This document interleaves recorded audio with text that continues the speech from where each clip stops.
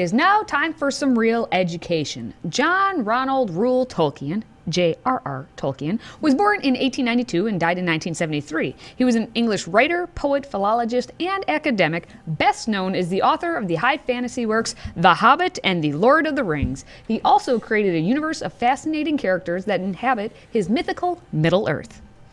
And that's right. So we've only got a short period for our instant classics. So what I like to do is take great big books like The Lord of the Rings and piece it out in little segments over ideally years and years. And what I want to talk to you about today is some of the characters. One of the great characters in The Lord of the Rings is Gwaihir, the Wind Lord, the King of the Eagles.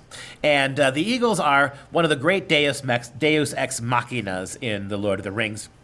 Inevitably, when characters find themselves in impossible situations, it is the eagles who at the last minute come to the rescue, whether it's to pull the hobbits, to pull the dwarves out of burning trees, or to find Frodo and Sam after the ring has been destroyed and all hell is breaking loose. You can always count on the great eagles and their Lord Gwaihir. And take a look at this picture. This is a nice one. It gives you a sense of the size of the eagles in comparison to Gandalf the Grey, who has a unique relationship with them.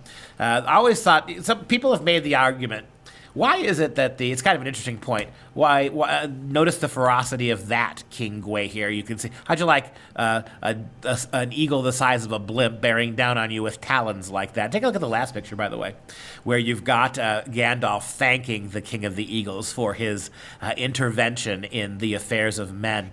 But I go back to the argument that, this is one of my favorites. The pictures are enthralling me. I'm getting distracted. There's Gwaihir about to menace some orcs and trolls that he's chasing down. So very formidable creatures. People have often said, and it's kind of an interesting point, that why is it that the eagles, who have such power, they literally dominate the skies, why is it that they only show up in times of extreme need? If they were fighting all the time with men and elves, how would any of this be a problem? I mean, the Lord of the Rings, the war would have been over in about a week. At the very end of the Lord of the Rings, we see them take down Nazgul, these flocks of eagles led by their king. But Gwaihir, one of the great characters in Tolkien's Lord of the Rings, the irony is you almost don't meet him. You really don't formally meet him. We don't have any conversations really much between eagles and men or dwarves or